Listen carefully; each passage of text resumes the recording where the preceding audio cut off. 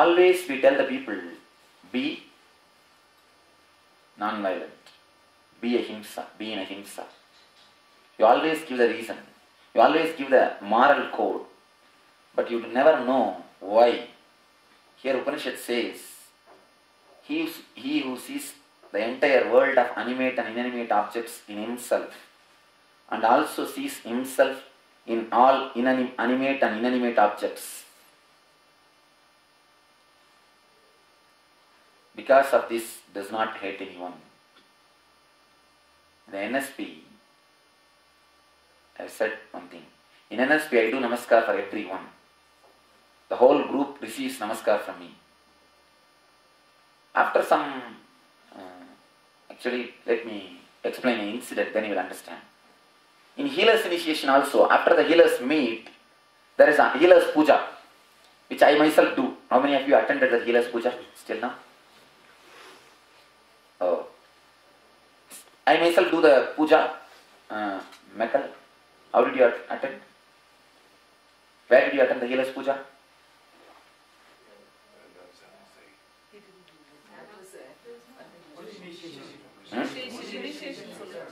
Initiation, that is different. I do the puja to healers. I give garland to healers and do puja to the healers. And then I do the namaskar to the healers. After becoming healer, after some time, one healer who was in that group who received the namaskar, ego never dies so easily. Some moment, he is not, what to say that, he started having his own ego, and it seems he commented, he can fall at my feet, what is there, after all I am elder than him. I am elder than him, he can fall at my feet, what is the wrong? It seems he commented, just I laughed, fool, misunderstood the whole thing. The very thing is done not to bring me to your level, to bring you to my level. I am telling you to come up to my level. See, when such a simple man like me can be a divine means, you are also divine, come up. That is what I am telling you. But that guy has totally misunderstood. One lady devotee, she just totally misunderstood. What she finally understood? She brought me to her level. Instead of she coming to my level, she brought me down to her level. Understand? Of course, why the namaskar is done, the sutra says very clearly. He who sees the entire world of animate and inanimate objects in himself. In the NSP I tell very clearly, every one of you are Buddhas. The Buddha in me is awakened, the Buddha in you is sleeping, that's all, no other difference. Just call him, he will wake up, nothing else. That is why in the end I tell you, let me respect the Buddhas in you. I give you my respect. Somebody said, no, Swamiji, you should not fall. I said, fool, I am not falling at your feet. I am falling at the feet of the Buddha which is inside you. In every one of you the Buddha is there. Only thing, little drowsy. That's all, nothing else. If you awakens, there is no difference between you and me. Whether you believe or not, whether you accept or not, whether you want it or not, you are Buddha. Even if you say, no, I am not, I am no way qualified, I am nothing, you are Buddha. Even if the fish goes above the current, it is floating in the water only. And see, fish can either flow with the current or it can go against the current. Whether it goes with the current or goes against the current, it is in the water. Whether you realize you are Buddha or you not realize you are Buddha, you are Buddha. You are in Buddhahood, that's all. If you realize it, you flow with the current. If you have not realized it, you go against the current. But your Buddhahood is there, that you cannot do anything about it. You cannot do anything about your Buddhahood. So that you understand what I mean? Whether you accept or not, whether you understand or not, whether you realize or not, you are God and you are energy. When a master does namaskar, he shows you in body language how much I tell by mouth, people will think, oh, one more pravachana, one more discourse. But only when I show in the body language, something shakes in you. But if you are really sensitive, something will shake in you. Oh, whom I worship as God is touching my feet. Something will shake in you. And that shaking will awaken the sleeping Buddha in you. The whole thing is just technique. Here the same technique is described. He who sees the entire world of animate and inanimate objects in himself and also sees himself in all animate and inanimate objects, because of this does not hate anyone.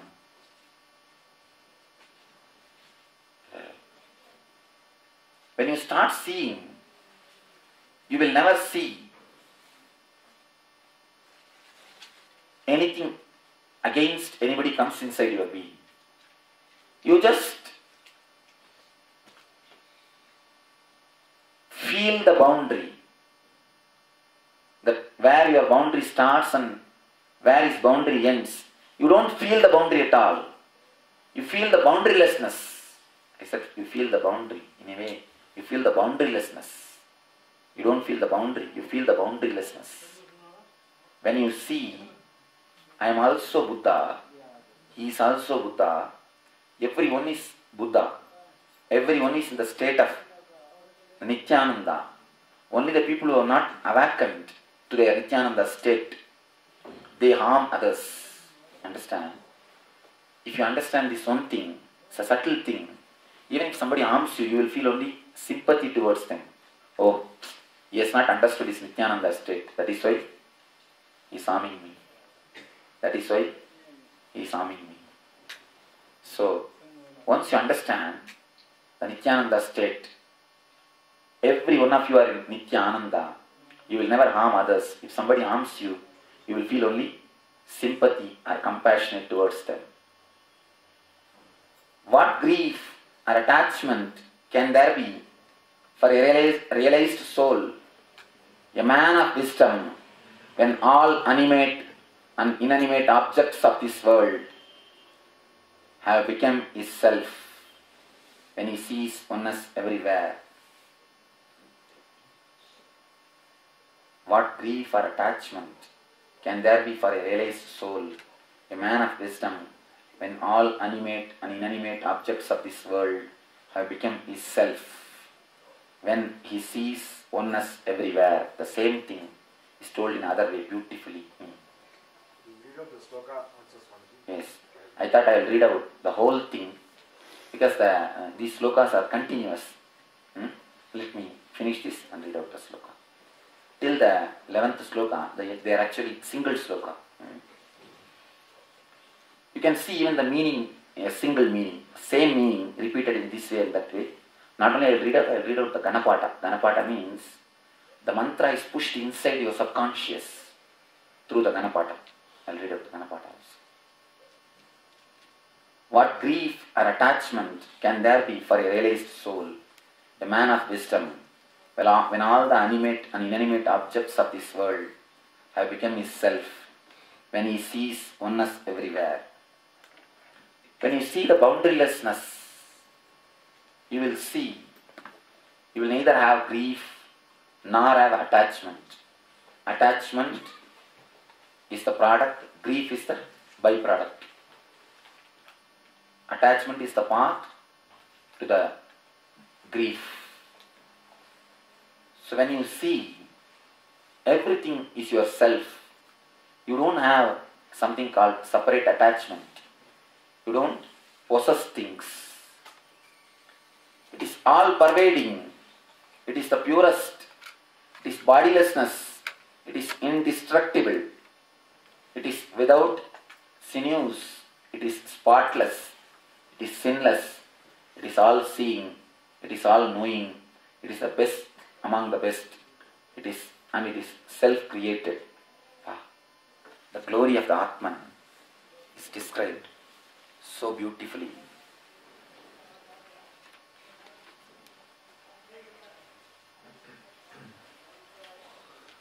तदे जदि तन्नै जदि तद्दूरे तद्वन्तिके तदन्तरस्य सर्वस्य तद् सर्वस्यास्य बाह्यतः यस्तु सर्वाणि भूतान्यात्मन्येवानुपश्यति सर्वभूतेषु चात्मानं ततो न विजुगुप्सते यस्मिन् सर्वाणि भूतान्यात्मैवाभूद्विजानतः तत्र को मोहः कस्य गयेकत्वमनुपश्यतः।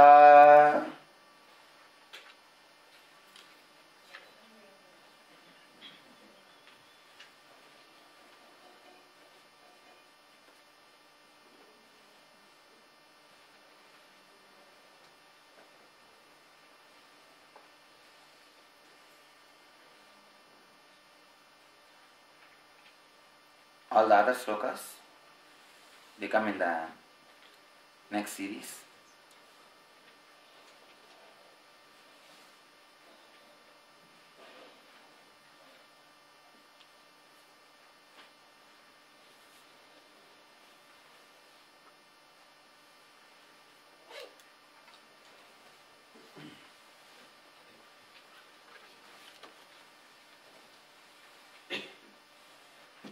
Here Atman is described.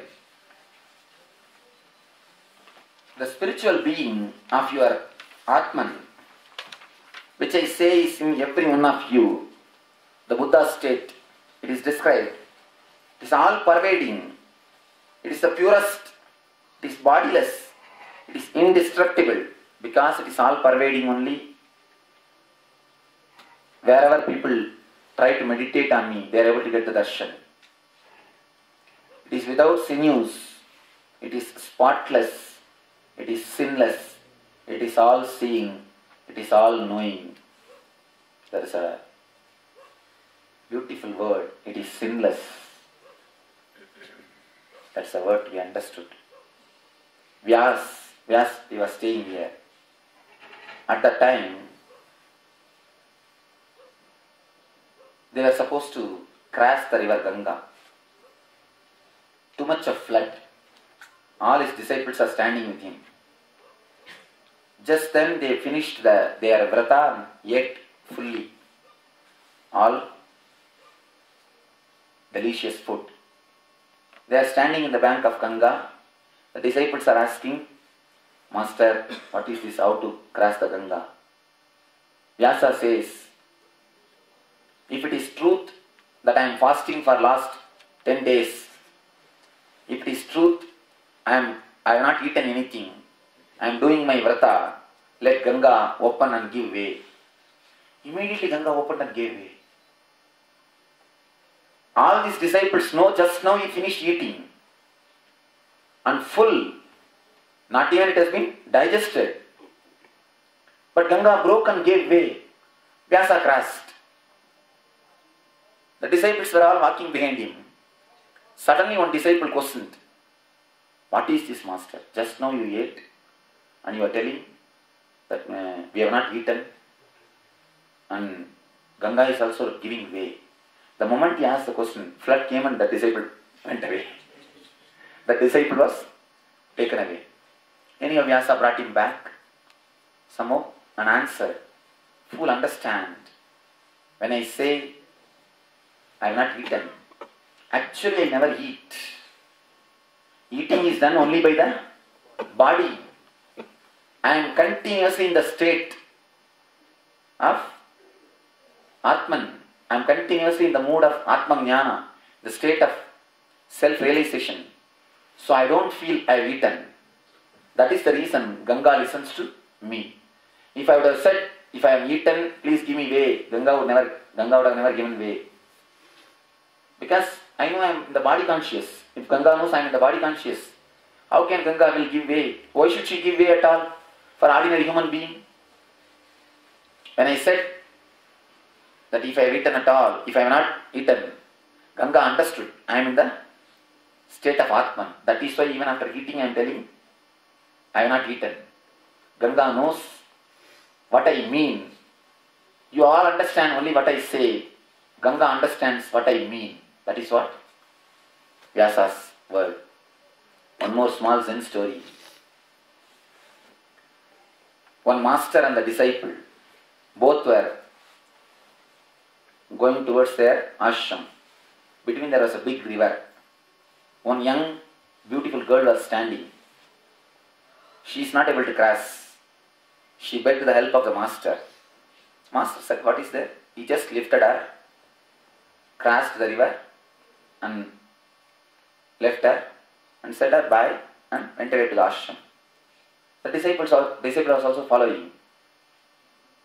He was not able to control his question. Somehow he managed till the ashram, till the moment of ashram. The moment they entered the ashram, he asked, "You are a sannyasi, how can you touch a woman? You are a sannyasi, how can you touch a woman? And especially young women and beautiful women. How can you lift her? How can you touch her?" The master turned and laughed. "Fool, I have left her there itself. Why are you bringing her still here? I have left her on the bank of river itself. Why are you still carrying her to the ashram? Why are you still bringing her here?" Yesterday somebody asked me in the bus number 2. They asked me a question. "You are hugging anyone and everyone. Is it not against our culture?" Yesterday somebody asked me, "You are hugging anyone and everyone. Is it not against our culture? How can you justify it?" I want to tell the same thing. Fool, long before I left them, why are you still hugging them? Long before I took out my hand, why are you still hugging them? Same thing I want to tell. Of course, I gave the answer that is different. If you understand this one thing, it is sinless, it is all seeing, it is all knowing. One thing I tell you, to be among everyone, you need courage. To escape to Himalayas and sit silently, you don't need courage. But to be among everyone and so happy, so joyful, so relaxed, you need courage. One more thing, if someday, if I get attached, you don't need to tell, I myself will be suffering. The very non-suffering shows I am nowhere attached. The very joy shows I have nowhere attachment. Sutra says, the early sutra, attachment is the path for grief. If I had attachment, naturally I will be having the grief.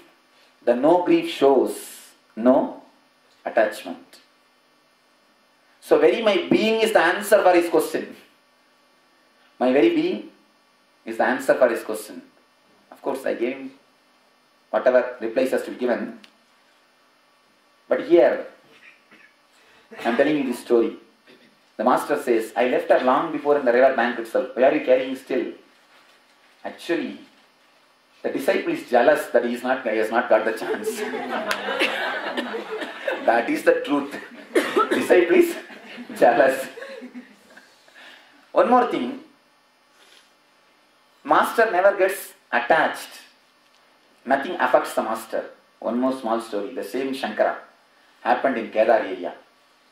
He was walking in the Kedar area. Suddenly he felt thirst. He saw nothing was there. Only one arak shop was there, where they do the drinks. He just entered the shop and drank enough. When the disciples saw that Shankara himself drank, they also drank. But after drinking, Shankara was cool and he is walking. But the disciples were doing all gymnastics. Anyhow, they are slowly crossing. After 1 mile, again Shankara felt thirsty. Blacksmith was melting the iron to pour into the mold. Shankara directly went and drank that. And to quench the thirst, he directly went and drank that. Now turn towards the disciples. All right, drink. All right, drink. Now the disciples know we cannot imitate Master. Understand, never try to imitate me. One side, there are few who question me, is it not against our culture? The other side, there are few who try to imitate me. Please understand, don't try to imitate. When you try to imitate, then come and drink that molten iron. You can drink the molten iron also. Then you can imitate. Understand, there are few who try to imitate me. At least let this be your lesson for you.